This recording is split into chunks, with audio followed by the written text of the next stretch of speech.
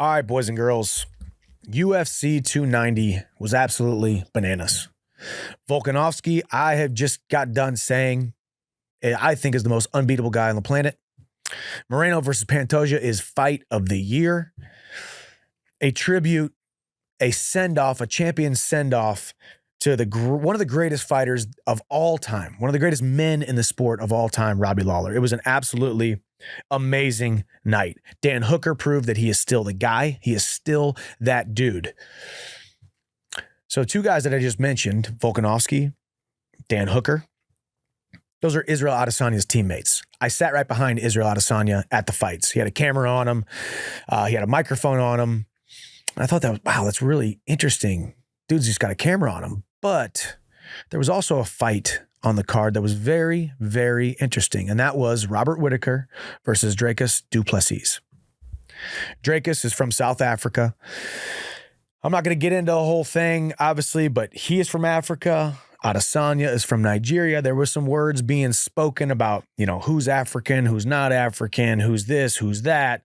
And since those words were said by du Plessis, Izzy has had a target fixed firmly on Dricus's forehead. And it has been interesting and fun to watch. And to watch Izzy do his interviews and say, I hope he wins. I hope he beats Robert Whittaker. And he was very complimentary of Robert Whittaker. We all know the history between Robert Whittaker and Israel Adesanya. Phenomenal fights. Both guys are absolutely awesome. Both guys could have won some of those fights. Back and forth fun. But this one was a fight that Izzy wanted. He wanted Dricus to beat Robert Whittaker. Even with as much respect that he had for Robert Whittaker, Izzy wanted this guy to win. He wanted Dricus to win. Why? If you hate somebody, you don't like somebody, you don't like what they say, why do you want him to win? Well, because if he wins, you get the opportunity to beat the freaking crap out of him. And that's exactly what Israel Adesanya wanted. That's exactly what he wanted. And I have some inside information because I was right there with him and I watched it happen in real time. And I think videos have been posted of it. I think I saw something on Instagram, but I watched it. Dricus gets off of Robert Whittaker's body after he TKOs him. He's running around. And within seconds of that happening, Izzy starts going nuts and saying, I manifested this. I manifested this. I manifested this.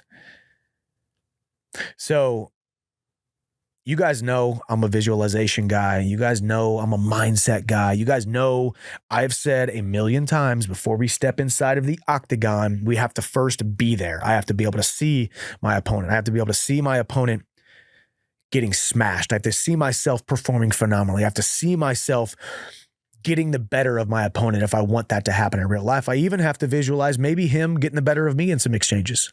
Maybe me second guessing myself.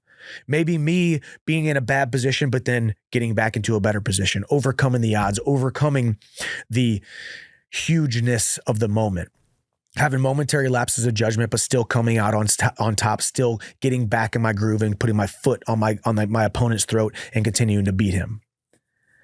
Israel Adesanya has gone on record numerous times and talking about visualization, talking about speaking it into existence, talking about grabbing a microphone and telling the world, going on his YouTube channel and claiming things in the comfort of his own home, in the shower. I think actually I was just with somebody. We were on some kind of shoot and they were with Izzy, and Izzy said that was one of his favorite times to visualize, in the shower. Wherever you might like to do it, visualizing what you want to happen. So UFC 290, Dricus beats Robert Whittaker, but in Izzy's mind, Dricus has already beaten Robert Whittaker 1,000 times. Now, I'm not saying there's some foo-foo, the secret, some juju, some mojo, some vibes, whatever you want to call it. I'm not saying that Izzy visualizing that and visualizing Dricus winning was why Dricus won, but it might be a time for all of us to realize that what we think about, what we most meditate on, what we most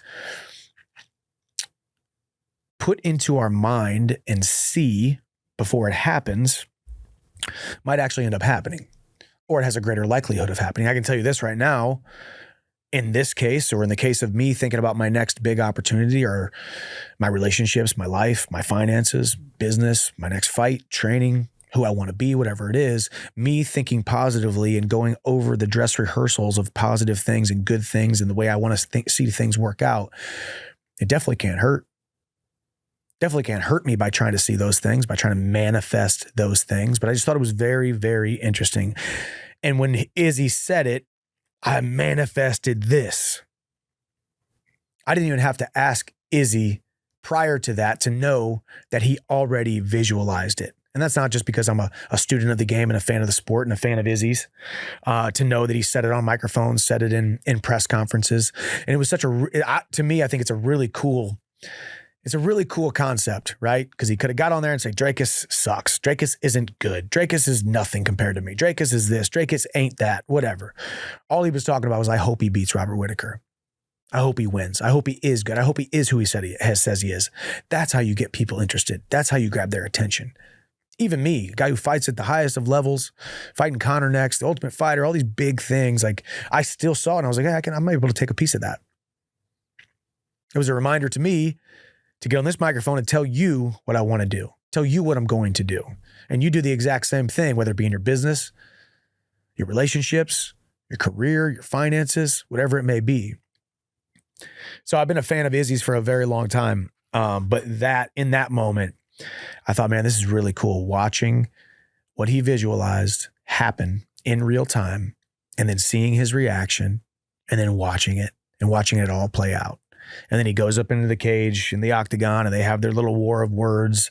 It was cool. Fight prediction. Should probably do a fight prediction now.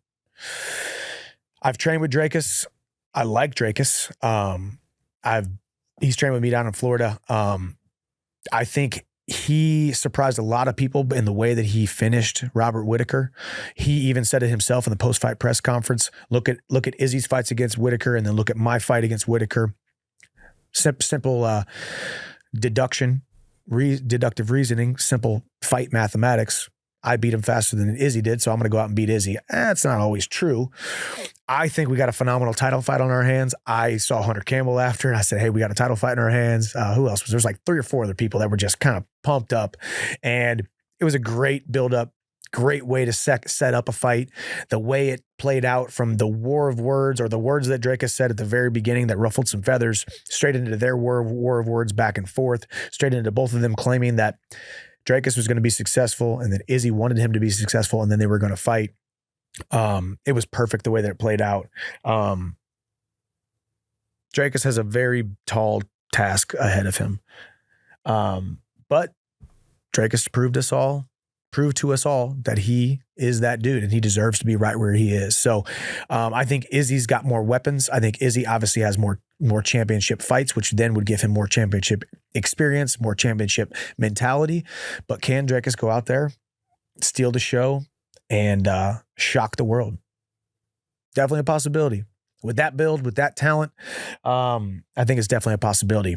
If I had to put money on it, I think Izzy still has the edge, but I'm going to go back and watch that fight again because I got to be quite honest with you. I was just as much watching Izzy during that fight because he was right here. I could touch him on the shoulder and the fight at the exact same time. So I want to go back and watch it. But if I had to put money on it and I was a betting man, I would put money on Izzy. But we got a great title fight on our hands and it's going to be a phenomenal, fun build-up. So Israel Adesanya manifested this, and you can manifest what you want.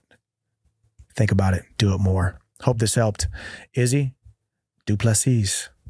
Till next time, God bless. We'll see you at the top.